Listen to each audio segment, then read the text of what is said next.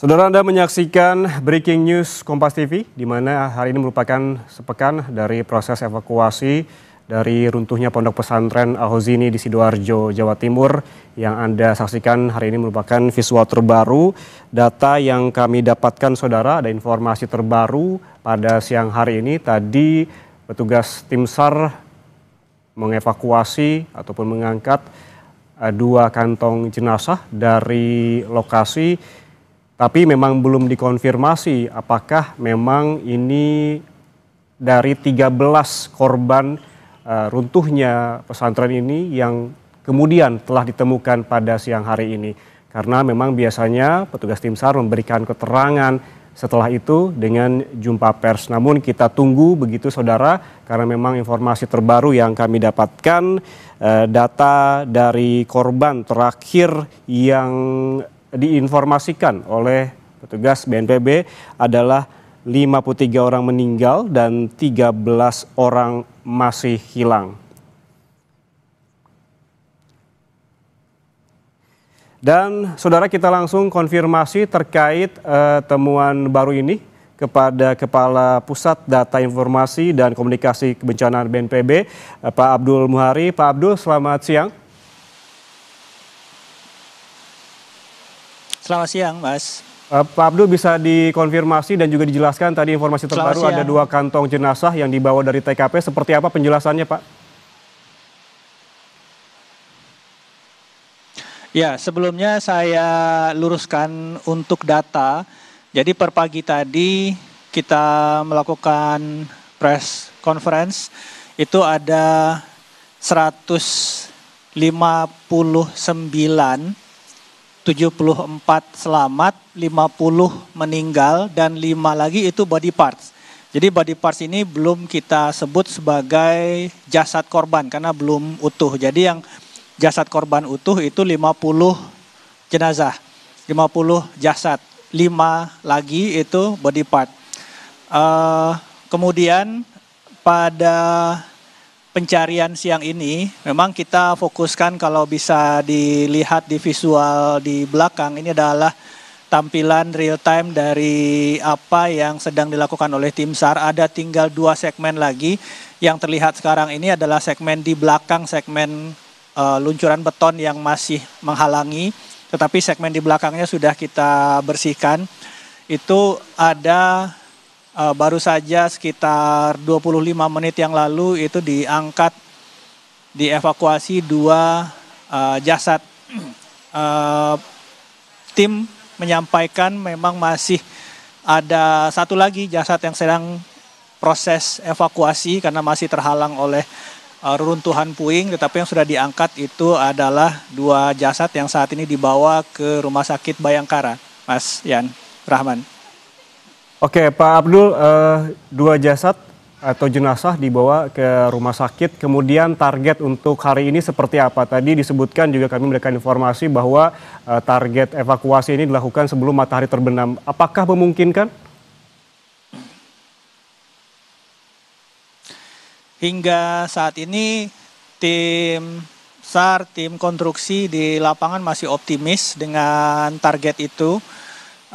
Deputi 3 Tanggap Darurat BNPB juga tadi mengarahkan langsung karena berasal dari Kesatuan Zeni TNI, itu juga sudah mengarahkan langsung operasi pengangkatan puing di hari ke-7 operasi SAR ini.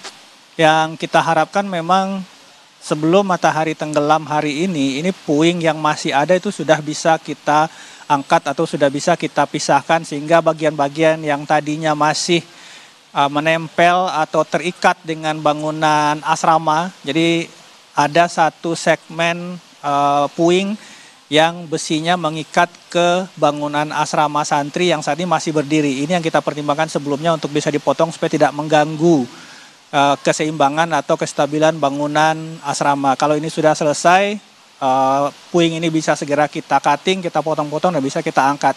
Kami optimis sisa 11 kalau ditambahkan dari 2 yang ditemukan siang ini, sisa 11 dari data absensi santri yang kita punya, itu kalau puing sudah kita angkat, kami optimis itu bisa dievakuasi atau bisa ditemukan, Mas Yan Rahman.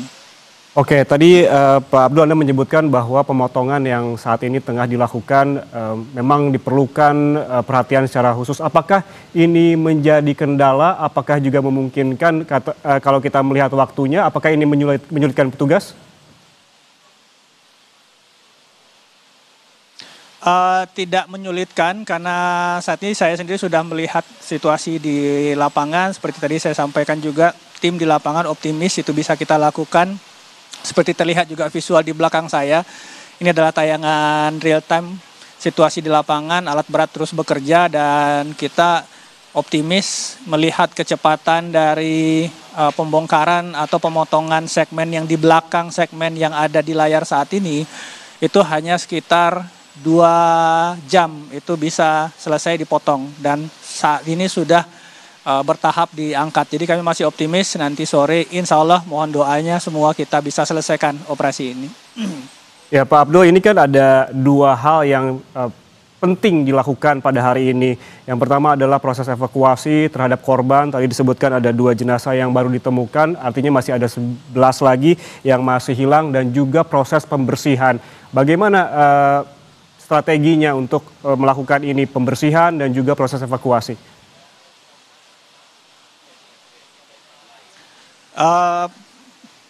Yang perlu kita ketahui bahwa korban ini berada di bawah puing reruntuhan. Jadi kalau misalkan puing ini bisa kita angkat, bisa kita potong-potong lalu kita angkat, kita bersihkan secara otomatis korban yang terperangkap di bawah itu pasti bisa kita temukan. Jadi tim saat ini yang bekerja adalah tim konstruksi, tim struktur untuk membuka atau mengangkat sisa puing pada segmen runtuhan yang terakhir. Ini udah segmen terakhir dan segmen terakhirnya ada dua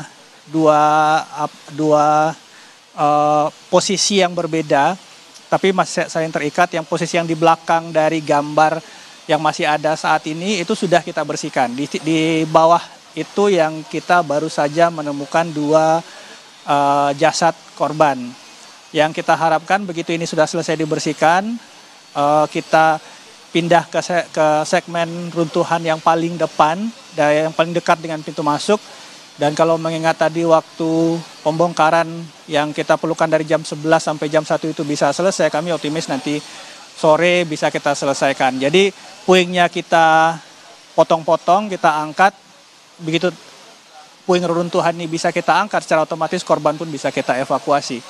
Mas Yan Rahman. Oke, Pak Abdul, tadi kita juga mendapatkan informasi dari tim SAR bahwa hari ini begitu pencarian korban dilakukan secara maksimal dan mengerahkan seluruh tenaga.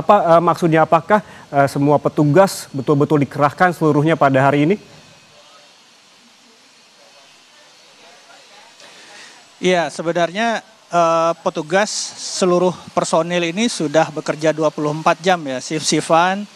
Dan saat ini juga tidak ada jeda makan siang sama sekali, alat nggak boleh berhenti, jadi personil bisa berganti tapi alat harus jalan terus. Jadi personil saling shifting untuk menutup supaya waktu kita bisa kita optimalkan. Jadi ini yang tadi disebut oleh Basarnas bahwa ini kita akan optimalkan seluruh sumber daya. Alat tidak boleh berhenti bekerja, personil bisa berganti tapi alat harus tetap bekerja sampai nanti pekerjaan ini kita selesaikan, Mas Yanwar. Petugas melakukan pembersihan dan juga proses evakuasi secara maksimal. Namun bagaimana skenarionya jika memang sampai pukul 00 nanti malam begitu masih ada yang belum ditemukan? Apakah masih ada potensi pencarian diperpanjang hingga besok paling tidak? Iya, tentu saja target dari operasi pencarian ini harus selesai. Artinya semua korban atau semua catatan atau semua tempat yang berpotensi merupakan tempat korban terperangkap itu bisa kita bersihkan. Nah ini kalau misalkan ternyata tidak selesai sampai jam 00 tentu akan kita teruskan. Tadi malam juga ada korban yang kita temukan pada pukul 2 hingga 3 dini hari. Artinya di sini tim pencari seluruh personil itu benar-benar all out supaya ini bisa segera kita selesaikan. Jadi kalau misalkan nanti sore hari atau sampai pukul 00 itu masih ada segmen-segmen yang belum bersih, tentu akan kita selesaikan, Mas Yan Rahman.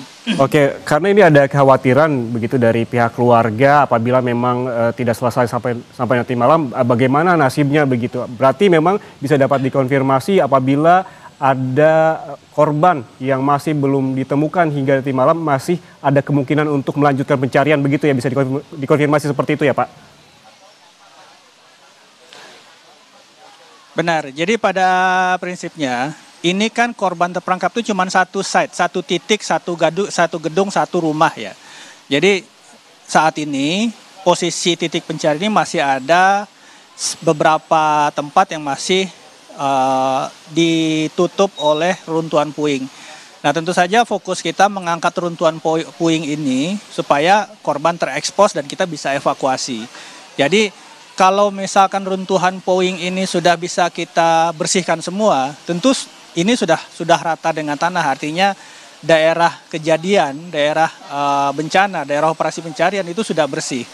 Nah nanti kita akan konfirmasi ulang, biasanya antara catatan korban dan temuan di lapangan itu biasanya tetap ada split, karena yang kita melihat adalah absensi pada saat itu dan juga laporan dari orang tua.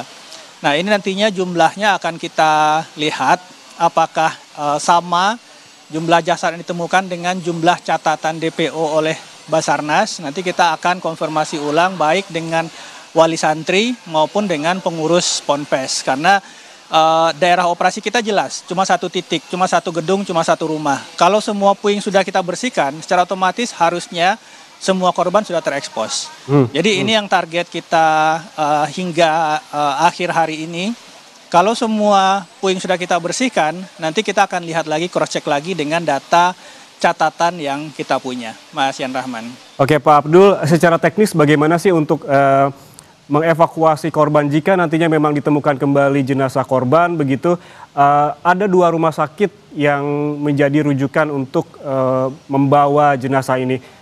Bagaimana ini pembagiannya, yang jenazah kemana, ke rumah sakit yang satu dan juga ke rumah sakit yang lain itu seperti apa secara teknis Pak? Untuk korban semua dibawa ke RS Bayangkara. Jadi di situ petugas DVI Polri bekerja untuk mengidentifikasi. Jadi tidak dibawa ke 2 rumah sakit. Jadi jasad-jasad yang kita temukan itu dibawa ke RS Bayangkara untuk diidentifikasi terlebih dahulu. Oke, terakhir Pak Abdul, apa menurut Anda kendala yang paling ditemukan dalam waktu dekat inilah, karena targetnya kan sangat pendek begitu sebelum matahari terbenam. Apa kendala yang ditemukan oleh petugas hingga saat ini dan bagaimana solusinya? Iya, saya sendiri baru saja dari dalam site operasi, saya sendiri tidak melihat ada kendala teknis yang benar-benar akan menjadi penghambat dari tercapainya target kita siang ini. Memang ketika kemudian tim struktur ketika menghancurkan puing, membelah atau mengcutting lempengan-lempengan coran beton itu kemudian melihat ada ekspos korban, maka proses cutting dihentikan. Tim SAR, tim dari DVI mengambil jasad korban, kemudian mengevakuasi membawa ke RS Bayangkara. Begitu korban sudah diangkat, maka proses cutting berjalan kembali. Ini tahapan-tahapan proses yang kita lakukan pada hari ini. Jadi secara teknis, alat, perangkat, personil masih sangat optimal. Kami hanya mengharapkan dukungan doa dari masyarakat semua supaya proses ini bisa benar-benar kita selesaikan di hari ini. Mas Yan Rahman. Harapan dan juga doa tentunya diucapkan oleh bukan hanya keluarga korban dan juga warga seluruhnya di Indonesia agar para petugas gabungan juga dapat bekerja secara maksimal. Terima kasih atas waktunya bersama kami di Breaking News Kompas TV. Abdul Muhari, Kepala Pusat Data Informasi dan Komunikasi Kebencanaan